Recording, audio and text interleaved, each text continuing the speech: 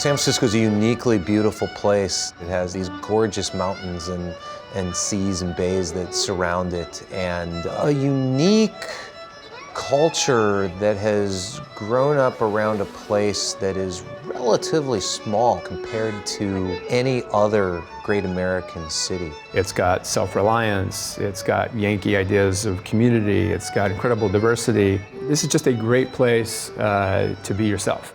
There's possibility. Everyone has a new idea, everyone has something they want to create.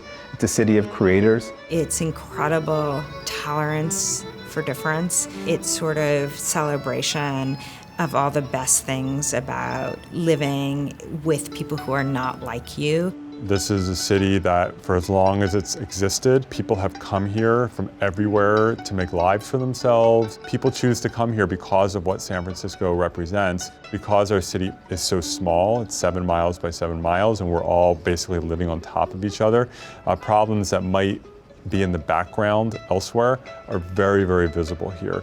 Homelessness, housing affordability, income inequality, property crime, congestion, all of the things that make living in a city unpleasant, combined with a time where some of the greatest things ever are happening in San Francisco. So the trick is to have all the good parts of the city and to minimize the bad parts of the city and to embrace it all together. Mayor of the City and County of San Francisco. Congratulations. Over the past decade, we've made great progress.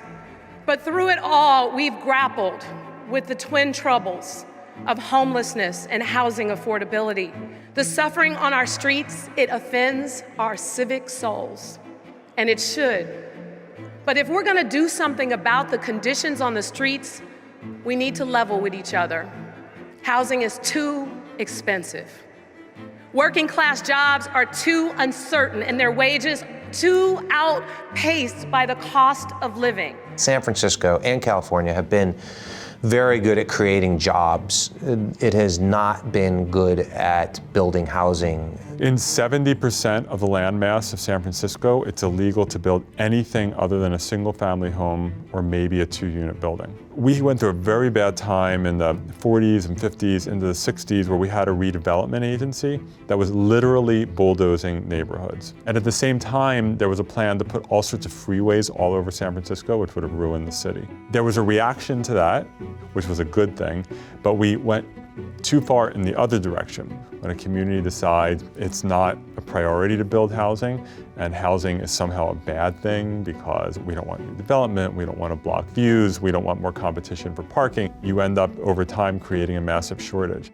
NIMBY stands for Not in My Backyard. It's a national expression. It's a particularly powerful one in San Francisco. It's a political way of thinking that says, I don't care how you solve this problem so long as you don't do it in my neighborhood, in my backyard. There's a little bit of a selfishness about it. I have mine. I'm stable in my housing. Everything works for me in my community, and so I don't want that to change.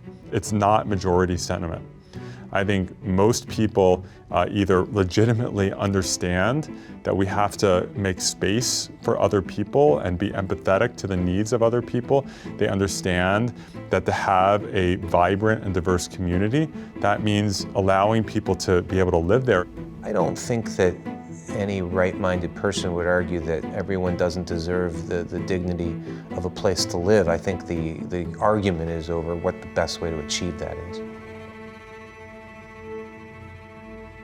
Mark Benioff, the software titan, has been very philanthropic around San Francisco for quite a few years. He was a supporter of a ballot initiative that would raise hundreds of millions of dollars to build housing and do other things for homeless people in San Francisco. And he then got connected with doctors at the University of California at San Francisco who told him that one thing that's needed in homelessness policy is good data. So he gave $30 million to the University of California, specifically to support a doctor named Margot Kuchel, who then hired another doctor named Joshua Bamberger, who are going about assembling exactly this data. What's really striking to me, as sort of a scholar of this, as someone who's devoted my life to this, sees homelessness as the completely predictable result of a series of policy failures. It's like been an oncoming train for a long time. I think that the public, and actually people who experience homelessness, see it instead as a result of individual failures. I mean, first of all, yes, people with substance use and mental health disabilities are more likely to be homeless than is the general population. There's nothing about those disabilities that means that you have to be homeless. It just means that you're gonna have a lot harder time competing in an otherwise sort of very challenging and cruel market, you know? 3/4 of all the people who are homeless in San Francisco were housed in San Francisco before they became homeless. So this idea that people are getting on a bus and coming to San Francisco and filling up our streets is just not supported by data. Of these 3/4 of the people who were living stably in San Francisco before they became homeless, the average amount of time that they live stably in San Francisco is about 10 years. The economy is causing a huge new number of people falling into homelessness. People who have built this city, who have worked all of their lives to build the skyscrapers that we see around here, are now on the streets of our city. Not because they're mentally ill or addicted to drugs, but because they're poor and there just is no way to maintain the rent in a city that is so supercharged. In homelessness, we've had remarkable success using evidence-based policies like permanent supportive housing to really decrease homelessness in people with significant disabilities. We have more supportive housing per capita in San Francisco than any city in the United States. And yet you compare and contrast that to the conditions on the streets that you see today, and it's really hard to reconcile those two parallel facts, that we have housed enormous numbers of people, and yet we still have not made much headway on all the people who are on the streets. So how does that sit? While we were doing that, we weren't doing anything to change the underlying structural factors that cause homelessness. This devastating lack of what we call extremely low-income housing. We need to pay attention to wages, and we need to pay attention to the ongoing and insidious effects of structural racism that have really driven this crisis and have led to the dramatic overrepresentation of Black Americans among people experiencing homelessness. The fact that housing is the treatment for homelessness is hard to pitch when you see how much housing we've invested and how little impact we've made. Even though if you dig into a little bit, and that's really what our job is in our UCSF initiative, is to prove that what we have done actually has been working quite a bit, but it needs to pivot or shift or evolve to take care of the new homeless people who are on the streets, who weren't the typical homeless person 20 or 30 years ago. Today, the majority of people who become homeless are just poor, and there isn't a place for them to live. And that's really different, and that the way the system needs to respond also needs to evolve. I think certain topics reach a boiling point, and in San Francisco, multiple topics have reached a boiling point simultaneously, thanks in no small part to the tech revolution and the great wealth and convenience that has come with it. For a long time, tech was, you could see the potential in it, but it wasn't really ruling the world. Now it's pretty obvious. Even any company who's doing anything, they've got just a huge dependency on tech. So tech just has a way bigger responsibility to kind of own up to. And I think our region is just grappling with that. Chris Larson is a real San Franciscan. He was born in San Francisco. He went to SF State. He loves San Francisco. He got pissed off by the car break-ins that were happening in his neighborhood. We kind of worked with the police department and with the district attorney in coming up with some ideas. He decided to buy cameras to help the police track down the people who were breaking into cars.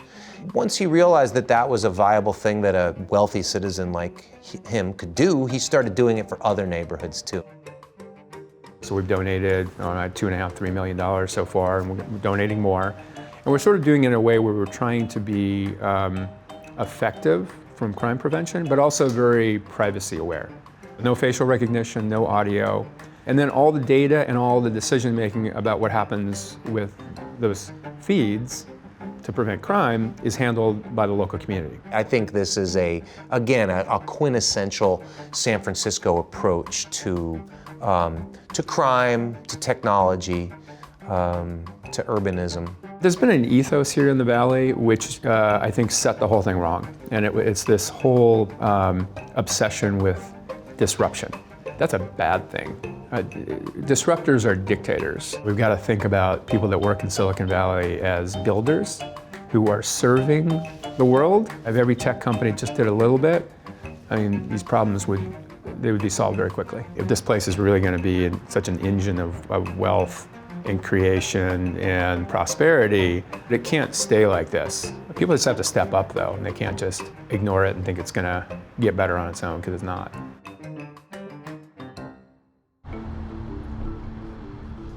Lowell Calder is a young guy who grew up in Indiana, attended Harvard Business School, dropped out to found a business in San Francisco, which provides mobile dental care essentially to tech workers. They show up in a trailer with dentists and say to these largely young people who maybe didn't have their own dentist, hey, we'll take care of your teeth right here. I think we would not have been successful if we'd started this company in another city that didn't have as advanced ability to take on and digest new ideas. And so in a way, I feel like San Francisco, maybe one or two other cities, is the only place that we could have started our company when we did. In 2017, just opened our brick and mortar office. And so we spent a lot of time growing into that space. In the Tenderloin, which is this down and out neighborhood that's been down and out for a long time, but it's central, it's near downtown, so it's a pretty good location. Everything that people understand is probably true, that there's really great food in the area. It's really convenient to get there. And I think the fears that people may have about it are also true. For me, it's like any other neighborhood in the city. And that's the context, that's the fabric of the city that we're in. He is a true, hyper-local civic leader and an entrepreneur, the quintessential San Franciscan, because he's not from here, but he loves San Francisco. San Francisco represents the ideals of what he sees as being good about a city, and he also has his eyes wide open about what the challenges are of being, not just in any city, but in a pretty tough neighborhood in San Francisco in 2020. We donate a day of services to Project Homeless Connect every month. Providing free dental services feels great and is a really positive thing to do for a human. It's not the solution to the problems that we're facing on the streets. It feels like a Band-Aid on an issue that's a little bit more challenging and complex. 2 years ago, I joined the board of Tenderloin Community Benefit District, which is an organization that taxes property owners in the Tenderloin, and they use that tax money to provide additional services above and beyond what the city provides.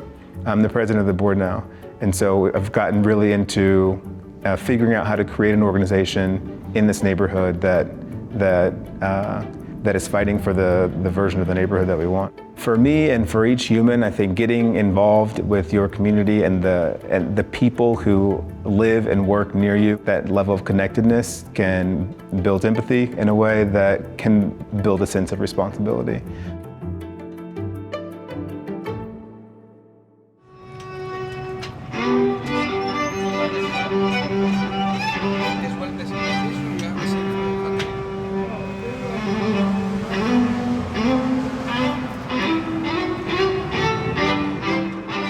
This is a city that is in a really unique time in that there is a lot of focus around the world on the issues that we're facing.